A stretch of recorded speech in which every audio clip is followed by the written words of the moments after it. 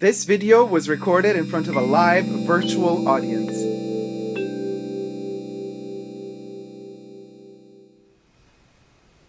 Hi everybody, Dacob here. Welcome back to the Fashion Bunker. I am wearing Dolce Gabbana D&G actually from Fall Winter 1995. These glasses are incredible, and as incredible as they are also very hard to wear. So I'm going to take them off. This was just for the beautiful wow factor of having this historical piece, which is so rare. So anyway, it's part of the Fashion Bunker archives. Today we will be reviewing Dolce Gabbana's Femme red cap perfume. So we're going to be flying into the 90s, you guys. Flying, soaring through the 90s, early 90s, mind you, and through the period, particular 1992, when this incredible fragrance was released. So this is going to be a stroll down memory lane in history, fashion history and perfume history. And most importantly, we are going to see in this video, we're going to smell the perfume together, and we're going to also see these objects, not as photos that are going to blend in, but they're actually the real deal. They will be appearing throughout the video. So this is the first Dolce Gabbana history piece, 1995. The D&G shades, which, by the way, hold on, this thing is so delicate and so rare, I have to put it somewhere that it doesn't, okay. I still have the original 1995 catalog by D&G, so this is their own branded catalog. It's just so amazing. It's a sponge, by the way. So I'm going to show you. There you go, from the brand's own catalog. There they are. Worn by a model. Oh, those were the days, you guys. Those were the days. Oh, the sponge catalog and the photos, the glossiness of them, it's just so beautiful. I mean, we're talking, this was the future back then, you guys. So this catalog is one of my kind of most cherished fashion catalogs in the archives. The sponge is still soft. I preserve it so that it does not lose its softness. This is incredible. It's one of my babies I treasure. Before we get to the review, I would like to thank so much my Tier 1 and Tier 2 members for my channel. I would also like to thank very much my patrons who have joined me on Patreon, Super Dacob, all spelled together on Patreon. If you wish to, you can also become a member today and get extra perks here on YouTube. And you can also, of course, and this is the most important thing, subscribe to my channel.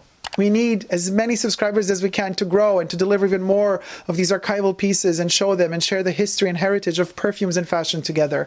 So thank you so much for supporting the Fashion Bunker. Let's get straight to the video, and might I add that I do have my live chatters. My live chat is with me. They are chatting as I talk. So I want your input, guys, what you think about Dolce Gabbana Femme red cap as well. Talia Lissa says, what glass is a few centimeters more and you'd be protected from the illness that shall not be named? Oh yes, that was kind of, these shades are shades. This mask is inspired by something that actually Pierre Cardin already did in the 70s. Oh, look how they reflect the light. Oh yes, I'm living.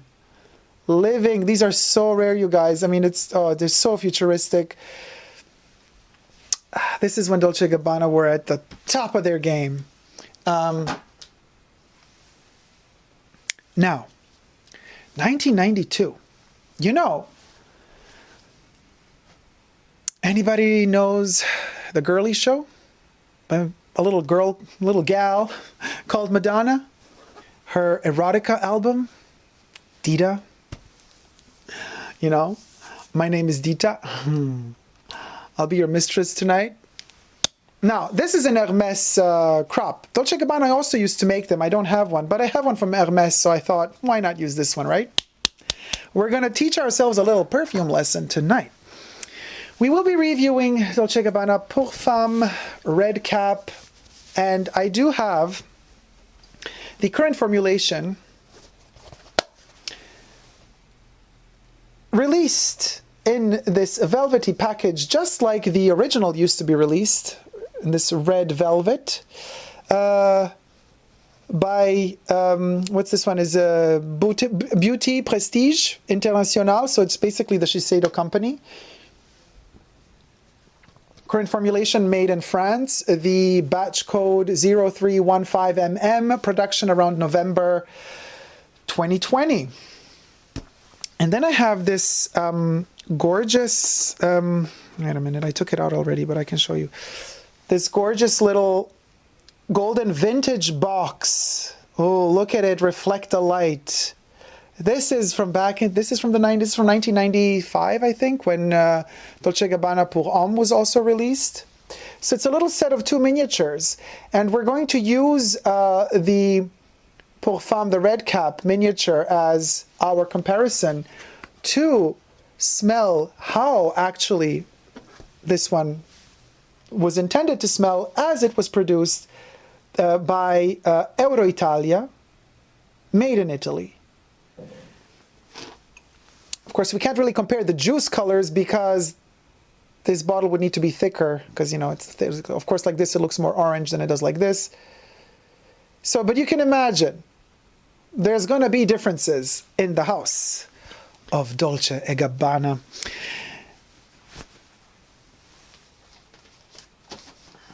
Her name was Dita, and she is your mistress tonight. This is Madonna Erotica, the album record cover with album version, instrumental version, and radio edit. It's a vinyl. Beautiful photography, by the way. I think this one is still available. If it is, I will put the link how to get it on Amazon, perhaps, and the affiliates section down below, or affiliates link down below. This is the mood we're going for. This is what Dolce & Gabbana was all about. And when Madonna went on the Girly Show tour, Dolce & Gabbana created all of her costumes. 1993 was the year. So it was just the year after this one was released. So here's another book, and I'm going to list the link to purchase this one as well. If it's out of production, but it might still be available in the description box down below. I just cannot show all the photos because obviously some of them are very, very saucy. But just to give you an idea, you should check out the Girly Show, by the way. It's one of Madonna's best concerts. There she is performing. Is it male? Is it female? What does she say here? Is it a combination of the two? This is Madonna hitting androgynous heights already in the early 90s, you guys. See their genders change before your very eyes. We're talking, check this out. I mean, she went there. See their genders change before your very eyes. I mean, this is just like Dolce & Gabbana's perfumes. Just like Dolce & Gabbana's perfumes, genderless and gender fluid.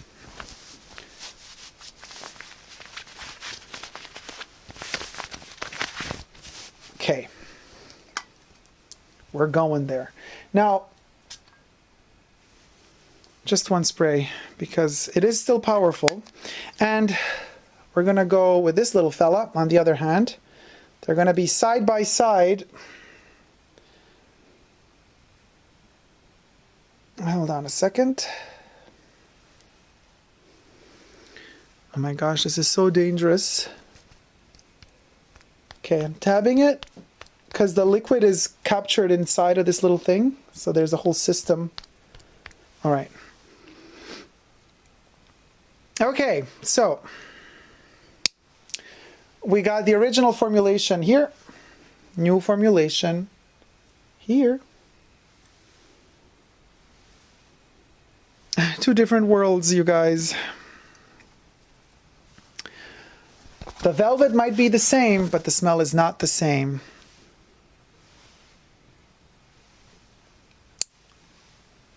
And this perfume is a bit of a puzzle, you know?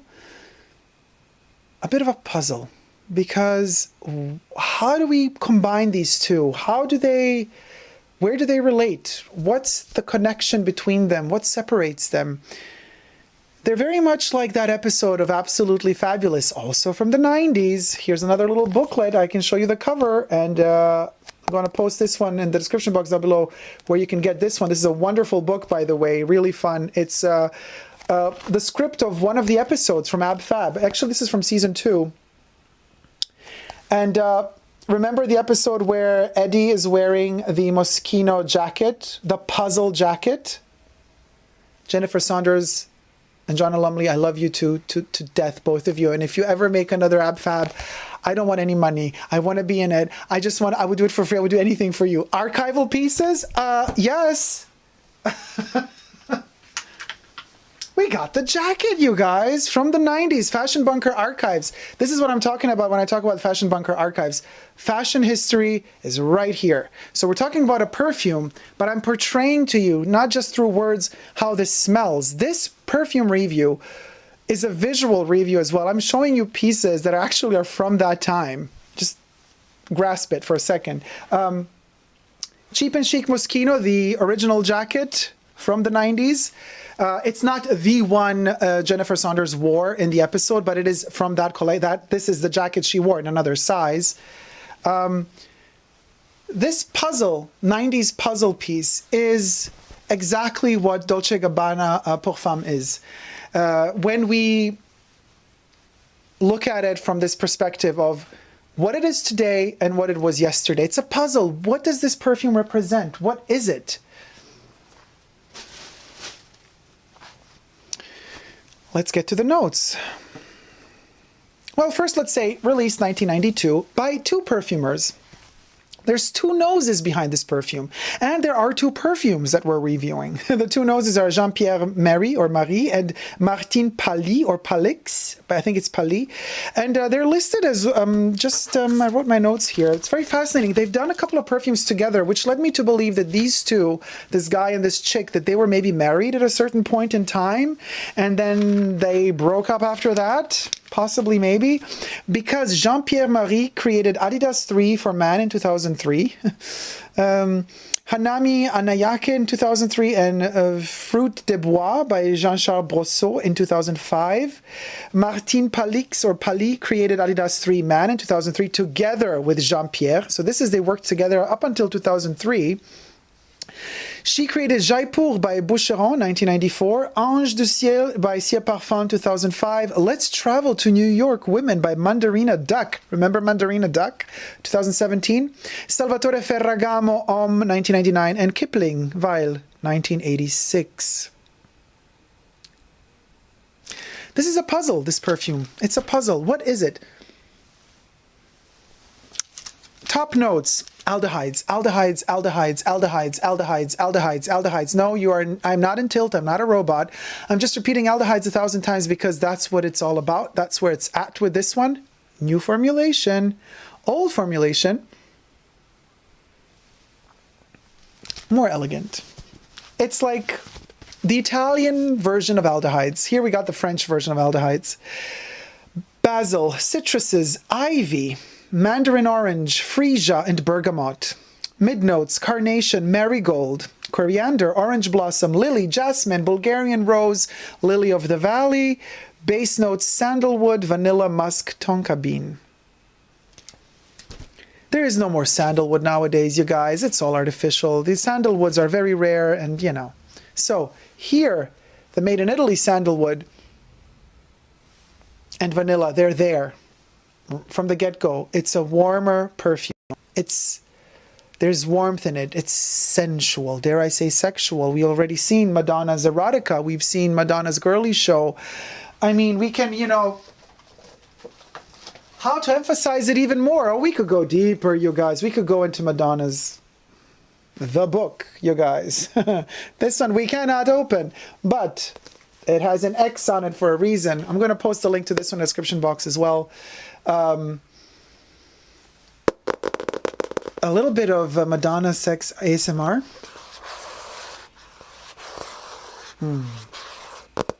That aluminum cover.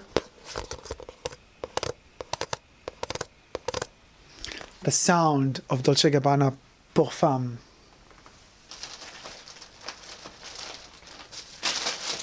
So envision the 90s, right from the get-go. Red cap, let's just call it red cap because everybody nowadays calls it red cap. Back in the day, it was just Dolce Gabbana. It was their first perfume, you guys, so they didn't have a name. It was just the Dolce Gabbana perfume. with the little black background surrounding the writing, and then the rest of the bottle was a red velvet, but we had a black frame here. Not a frame, it was literally black surrounding the Dolce Gabbana. And it was a different red. It was a more intense red. It was more pigmented and saturated. This is a more elegant red. It's more 2020 red. You know, everything is a little bit more bland today. So the times we live in. 1992, however, it doesn't start clean. Oh no. Dolce Gabbana. I'm wearing Dolce Gabbana right now. This is a earlier, kind of a older creation of theirs from a couple of years ago, but I'm wearing it for a reason. I'm wearing this one. I'm wearing this because I'm reviewing this perfume, so it's their kind of passion, heart, the red, you know, it's all about that, this flaming heart.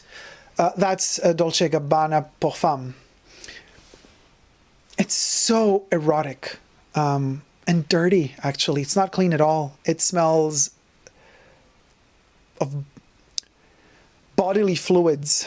Some of them that you crave, some of them that you do not crave, and some of them come with pains related to things that happen once a month. Some of them are not painful. I'm literally talking, you guys, it's a hormonal smell.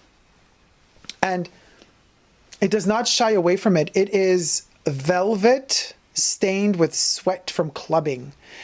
Clubbing back then, in the 90s, you could smoke in the clubs. You were drenched in alcohol and smoke and other substances, and the perfume needed to deliver a punch to cover that up and be strong enough to devour whatever was thrown at it.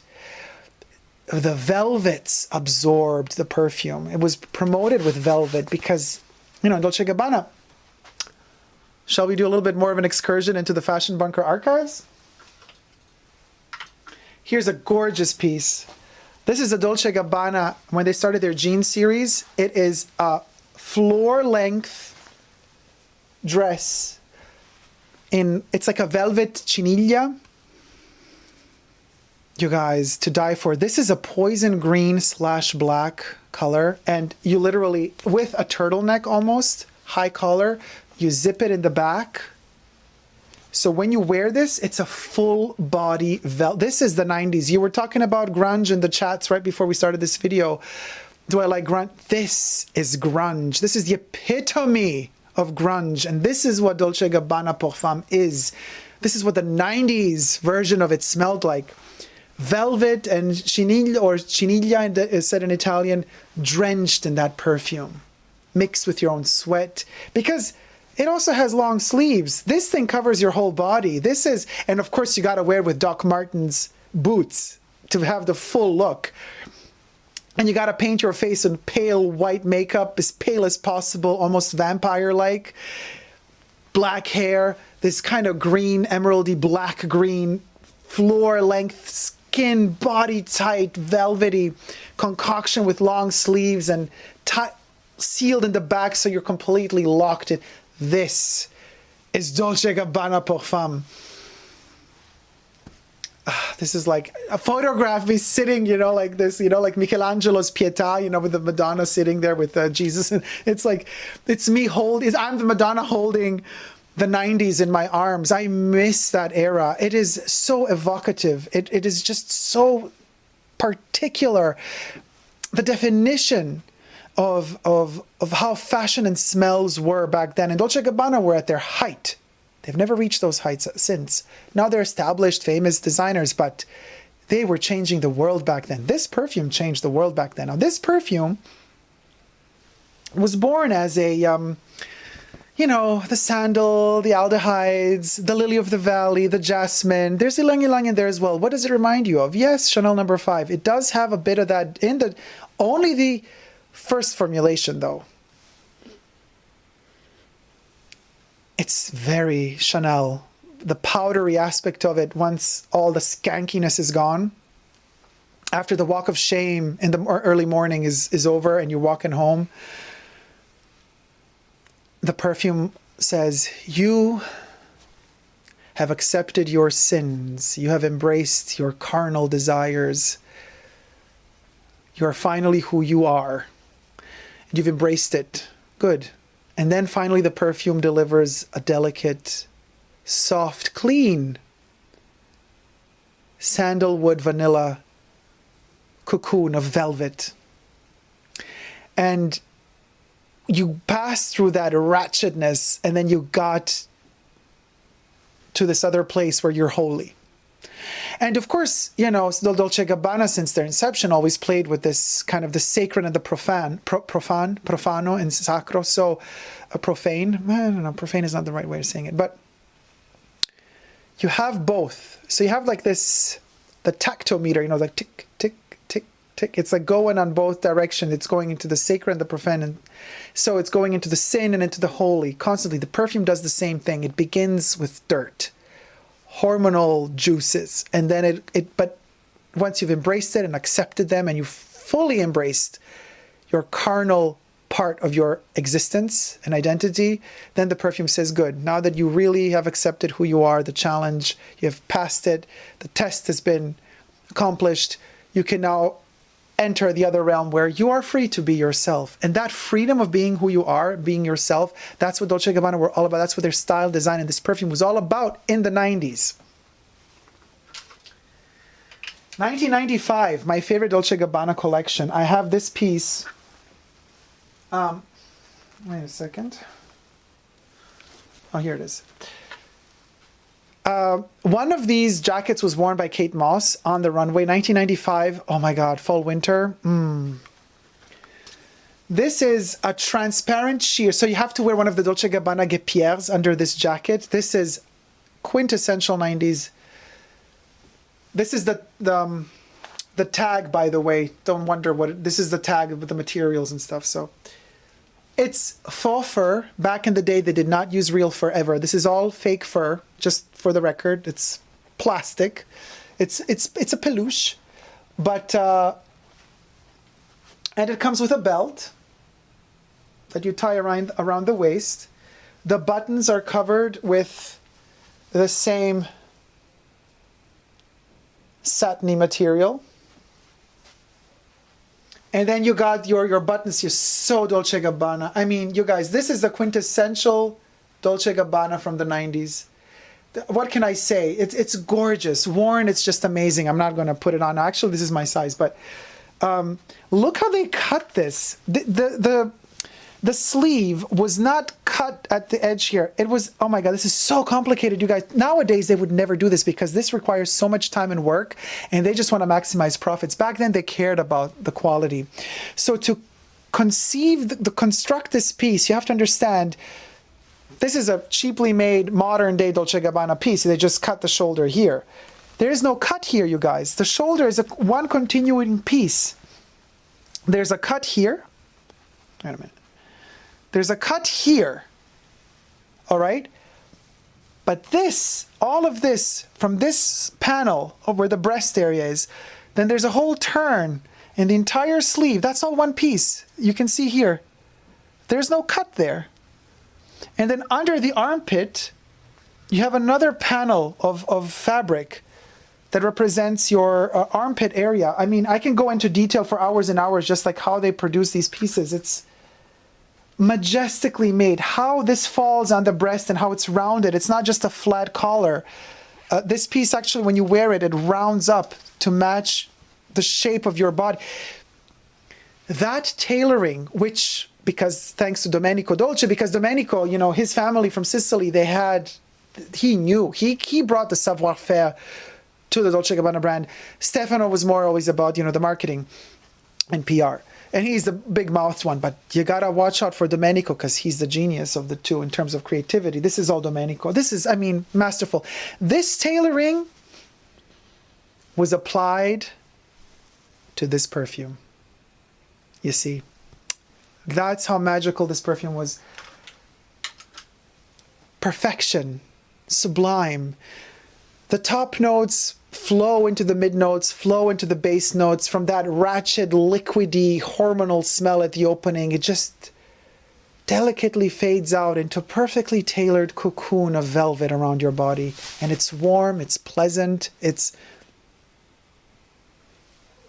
a whole world. It's a whole world of 90s grunge, sensual, absence, total absence of fear to live out who you are. It's incredible. Fast forward to 2020. Well, I still love it, but it's not Dolce Gabbana pour Femme. So I'm going to put this little beauty in its box. We're going to let it sleep. We're going to close that 90s chapter, sadly. And we are entering 2020. So Shiseido is now producing this one, which does not have big distribution because Dolce Gabbana have stated a couple of years ago when they discontinued this fragrance, they said, you know, we have evolved, we are matured, we are different in a different place now. So our perfume has matured as well. So they took this one off the market, re-released it under the same name, but slightly different color liquid bottle stopper, like a burgundy or more purpley color, totally different smell. And I guess people were complaining. They wanted the Dolce Gabbana red cap back. So already Procter & Gamble, because after Euroitalia, Dolce Gabbana shifted to Procter & Gamble. After Procter & Gamble started producing the Dolce Gabbana perfumes, they did bring this one back. For a certain period of time, even Procter & Gamble were still producing whatever was left over, I guess, in Italy, made in Italy. But then most of the Procter & Gamble batches were made in Germany. A couple of years ago, Dolce Gabbana then passed from Procter & Gamble because Procter & Gamble went to Coty.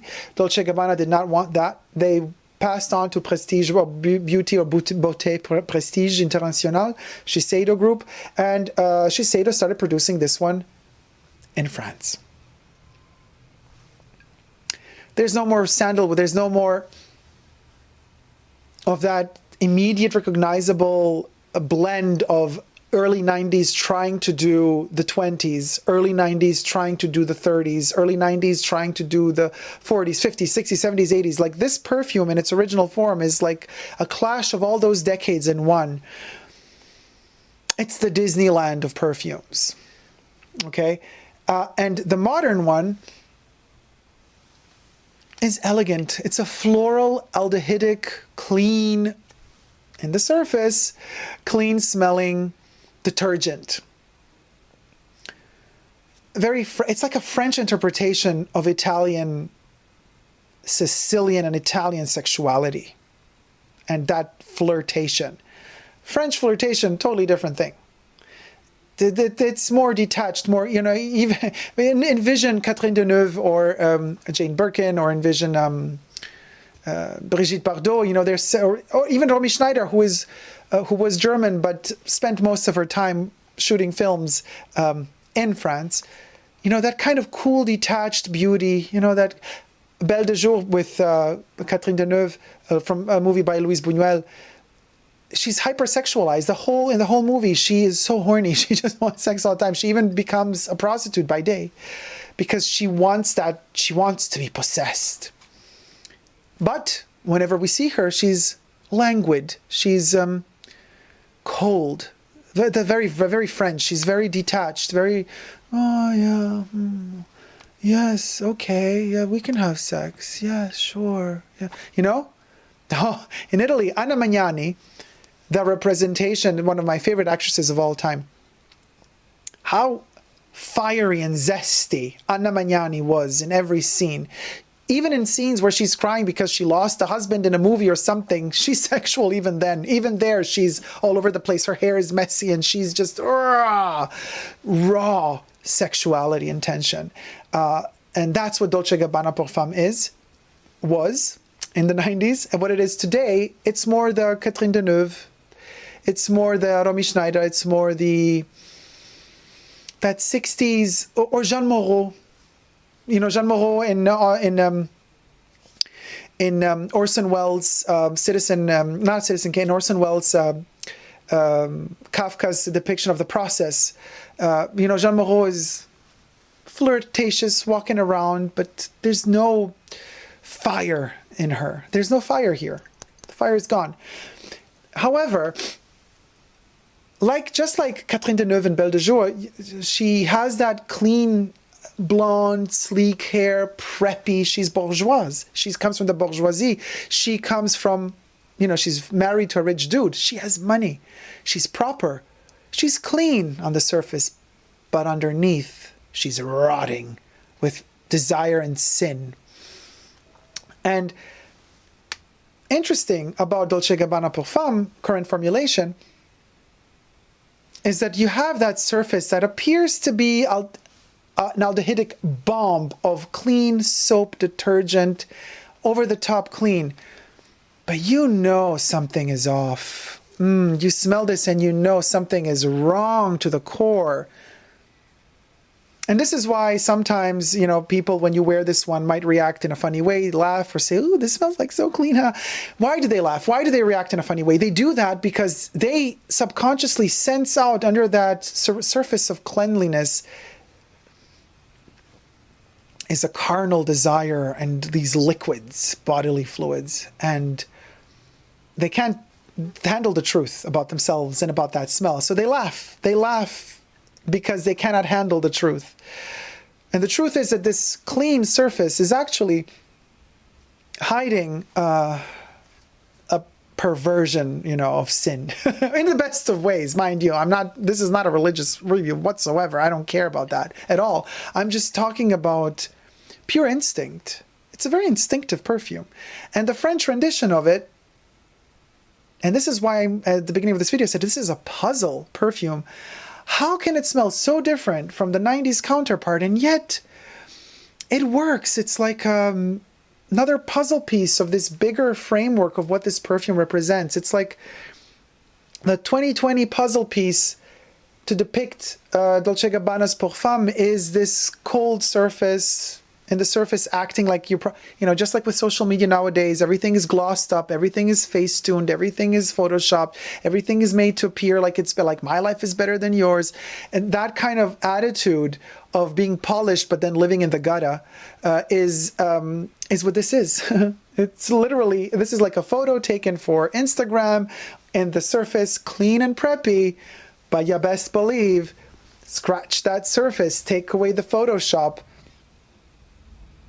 And this one is a ratchet floral. It's a dirty marigold floral. It's a lily of the valley in its most poisonous. Because the lily of the valley is a highly toxic flower. Mind you, you eat them, you die. They're poisonous. It's a venom. It's a poisonous smell too. Lily of the valley is very particular. This one is overflowing with lily of the valley. Vanilla takes a hell of a long time to even show itself. While in the original formulation, vanilla is there from the get-go with the sandalwood saying, hey, where's the party girl? Yeah, get into it. This one is like, oh, is the party over there? Side-eye. And then when nobody's looking, you best believe she's going to go to that party. Naked. But she will act like she don't care. But she does.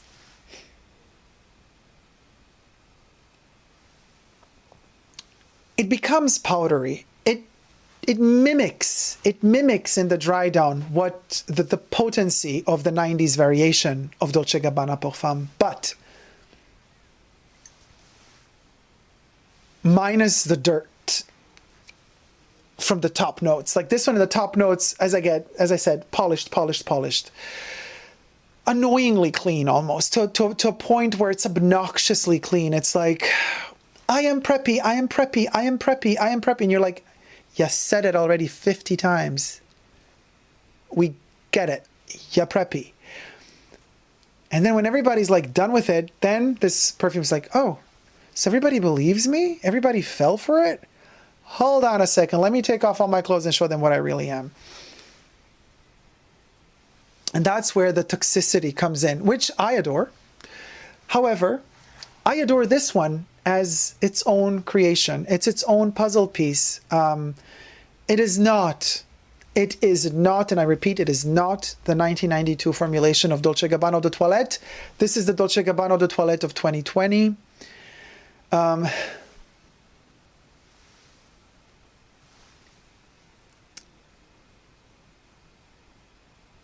I've smelled Dolce Gabbana when it was like fresh, like first formulation, you know. This is not, oh, this is, you could say this is an old batch, it's an old box, so it's changed, it's become deeper in smell. No. I know my smell of the Perfume Dolce Gabbana Red Cap when it's a fresh batch and when it's an older thing, but when it's a fresh batch of the original formulation and now this. I love this as its own perfume with echoes of memories of what it used to be. Now, usually we say that reformulations are always bad for perfumes. They're never as good as the original. Why change the original if the original is great? But we have come through our researches together and our journeys on the channel together. We have come to encounter some amazing reformulations like Lulu's Cacharel fragrance. You could check that review out on my channel as well. The reformulation of Lulu is, to my nose, better than the original Lulu. Just, it's a wonderful game of memory, of an homage to the 80s. Works very well. Then we've encountered other perfumes on my channel like Fendi, the first fragrance by Fendi, and a majestic perfume, but its reformulation is the most terrible, obnoxious thing you've ever smelled. It has nothing to do with the original. Not just it has nothing to do with the original, it smells, it's vile. It's vile that they even put the name Fendi on it. I do not understand how they could have done that. So there's that terrible example of reformulation. This one, what is this? Is it a terrible reformulation? Is it a great reformulation? Dare I say it's its own creation, because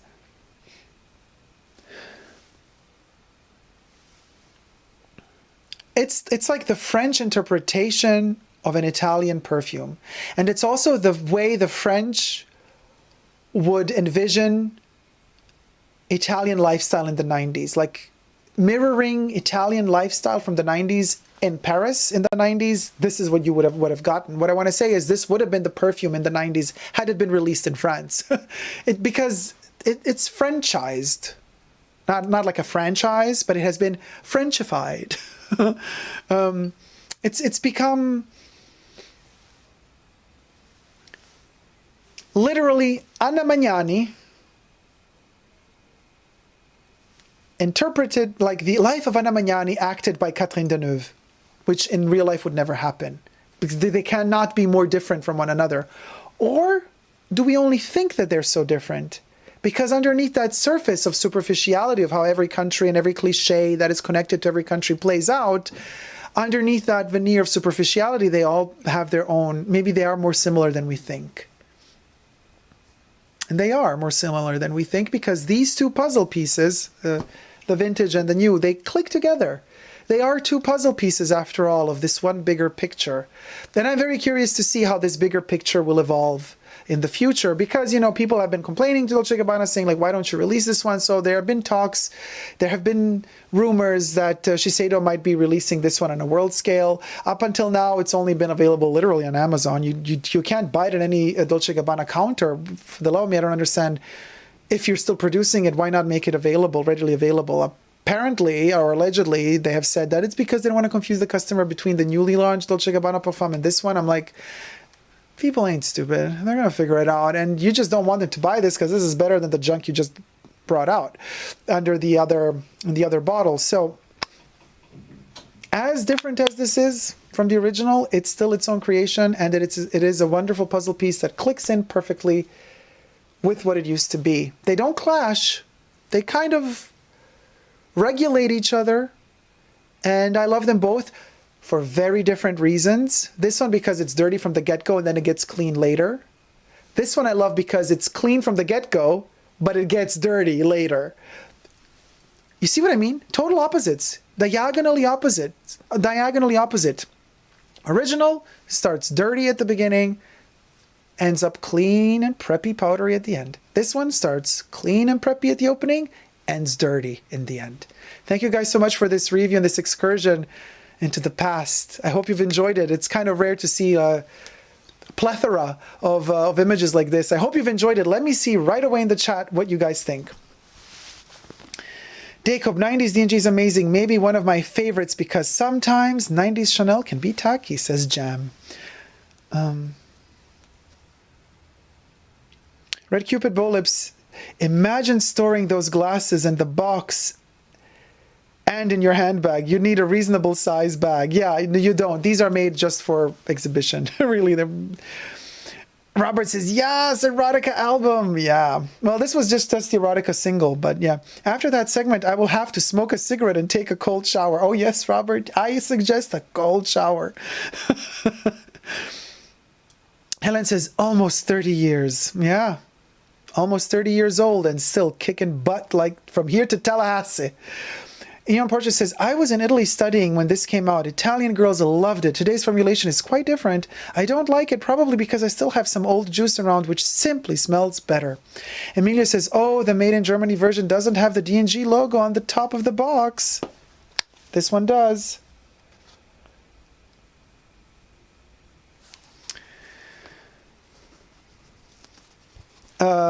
Paul Parker says, never seen that album. Well, this is a single, you guys. This is just the erotica single from the album Erotica. It's wonderful. It's one of Madonna's best works, by the way.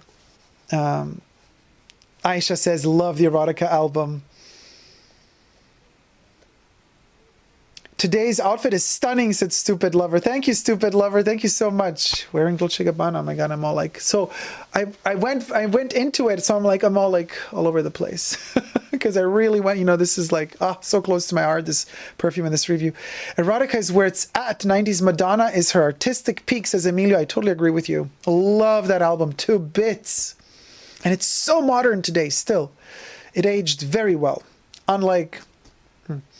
the budget luxurist, Eddie, darling, Eddie, sweetie, darling. Oh my God, I love Patsy. Daniel, hey Daniel, how's it going, sweetie? Welcome to the chat, Daniel. I hope they make another Ab Fab. I do too, and if they do, I pray to the fashion gods that I'm in it. Ab Fab, so wonderful, so brilliant, says Lori.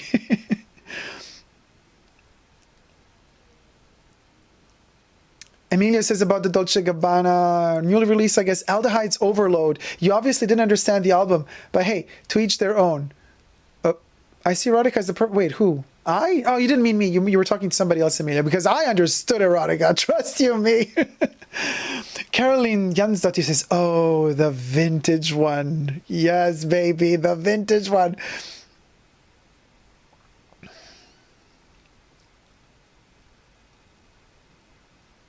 Robert says, love the dress. Should have worn it for the review. This dress is not grunge. It is gothic. No, MK, this was before gothic. This was even before gothic, you guys. This dress is way before goth. Oh, we got a new member? Lori says, I had a knockoff of that dress with Norma Kamali pointed shoes. To the clubs I went, I wore Chanel Opal Alabaster on my face. It was unreal. Oh my God, the Chanel Alabaster, you guys. Oh, new member, Elias Enderline. Thank you so much for joining. Thank you for becoming a member. Big heart to you. Thank you so much for supporting the Fashion Bunker. Thank you, thank you. Paul says, yeah, it sounds more goth than grunge. No, it's grunge. Gothic, but still gorgeous. Everybody's like, you guys, I can show you a whole plethora of gothic clothes if you want in another video. Grunge is a funneled shirt and almost bum look. Yes, which you, mostly when you talk about grunge, you have this vision of Nirvana, and you have this vision of that kind of torn sweater, the plaid shirt, very Roseanne, 90s, very everything that knocks the 80s out of the ballpark. No more shoulder pads, everything is just loose. But this little tidbit is grunge. Goth comes a bit later. Anyway, we're discussing Dolce Gabbana perfume here. Goodness, I have to smell this perfume, says Aisha. When lockdown is over, I will be straight into stores with a big list, says Aisha. Robert says, now I want to buy the perfume. Haven't seen it at perfume stores, though. No, it's not available in perfume stores. It's so weird that they have it. It's on Amazon. I'll post a link to it in my description box down below. I wonder how big are the Fashion Bunker archives, says Lucas. They're huge. They're overwhelming. It took, just to let you know, it took me so much time to dig these pieces out because I wanted the right pieces to showcase very succinctly. I had to go through a lot of archives to choose these pieces.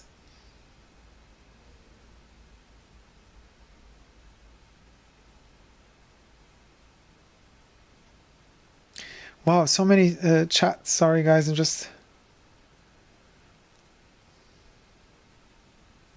Emilio says, just dabbed around 20 drops of the pure perfume on my wrist, heaven. Good point, Emilio. There has also been, of the original formulation, a pure perfume that was released, like a limited edition. It was a very special, more concentrated juice even than the Eau de Toilette, obviously. The smell was the same, but more deep, more intense. It attaches itself more to the skin. It stays closer to the skin, but it is more intense. It's more wide rather than, you know, deep, and it's wonderful, and it is very rare because it wasn't, you know, produced massively like the Eau de Toilette was produced for many years. But yes, there is also a pure perfume out there if you can hunt it down. Of the new formulation, there is no pure perfume. They just do the Eau de Toilette.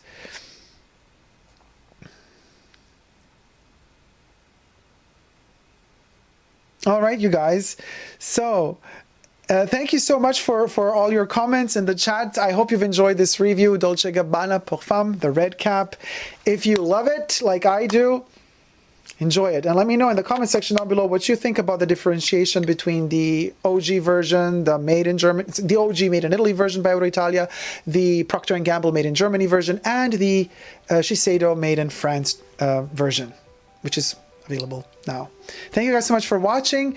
If you like this video, please do thumb it up and you know, help us grow the fashion bunker so I can show you even more of these archival pieces and talk about them and show them. And you know, this is literally history in the making. What can I tell you? To be able, for me, it's an honor and a huge pleasure and an honor to be given this platform where I can actually talk about this and share these passions that I have with other people. Because, you know, before this platform was available, you was like, well, talking about perfumes to who? You know, nobody cares. But now you find out there's a lot of people who actually love them, just like I do.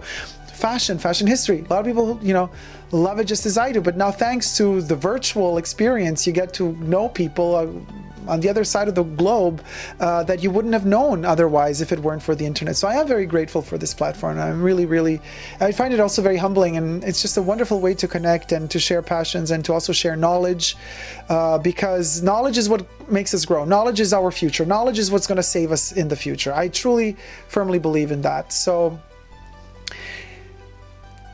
and I truly, this might sound quirky to some, but I truly believe that perfumes are what's going to save us in the future. Love and perfumes, obviously, and also our love of perfumes, because they wake up memories, they unlock memories, beautiful memories most of the time, sometimes not so beautiful memories, but most of the time beautiful memories.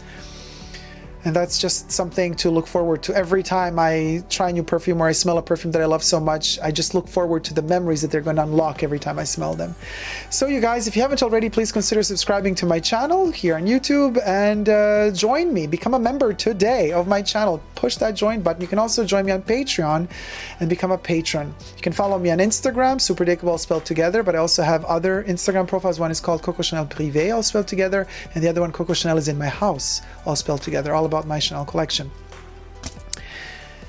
You know, I think everything in life comes and goes. Perfumes stay forever, not diamonds. Just saying.